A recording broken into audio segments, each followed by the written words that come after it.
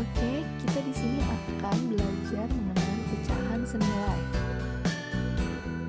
Pengertian pecahan senilai adalah pecahan yang nilainya tidak akan berubah walaupun pembilang dan penyebutnya dikalikan atau dibagikan dengan bilangan yang sama yang tidak nol.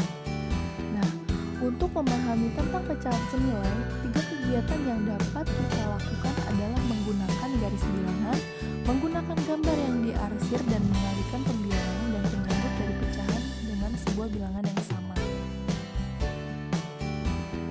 Oke, yang pertama kita menggunakan garis bilangan. Nah, jika nilai pecahan pada garis bilangan di atas berada pada garis putus-putus yang sama, maka pecahan tersebut senilai. Oke, perhatikan ya. Jika 1/3 senilai dengan 2/6, kemudian 1/2 senilai dengan 2/4 dan 3/6. Kemudian untuk 2/3 senilai dengan 4/6. Nah, bisa kita lihat pada garis putus-putus yang sama, maka pecahan tersebut senilai. Oke. Untuk cara yang kedua, kita bisa menggunakan gambar yang diarsir. Nah, daerah persegi panjang pada gambar di atas dibagi menjadi beberapa bagian yang sama. Bilangan di bawah masing-masing gambar menunjukkan luas daerah yang diarsir.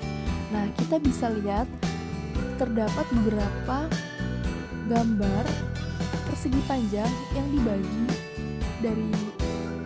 dua hingga dibagi 12 bagian.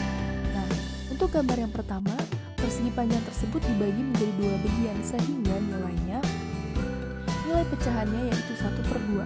Untuk gambar yang kedua, dibagi menjadi 4 bagian sehingga nilai pecahannya yaitu 2/4. Dan kemudian gambar ketiga dibagi lagi menjadi 6 bagian sehingga nilai dari pecahan tersebut yaitu 3/6. Dan untuk gambar yang keempat dibagi lagi menjadi 8 bagian sehingga nilai dari pecahannya yaitu 4/8. Dan yang terakhir dibagi lagi menjadi 12 bagian sehingga nilai pecahannya yaitu 6/12. Dan yang terakhir kita bisa mencari pecahan senilai dengan mengalihkan pembilang dan penyebut dari pecahan dengan sebuah bilangan yang sama. Nah, berdasarkan contoh di atas, dapat dikatakan bahwa pecahan yang senilai dapat diperoleh jika pembilang dan penyebut dari suatu pecahan dikalikan dengan bilangan yang sama. Nah, misalkan 1/2. Nah, 1/2 pembilang dan penyebutnya dikalikan dengan 2. Nah, sehingga hasilnya 2/4.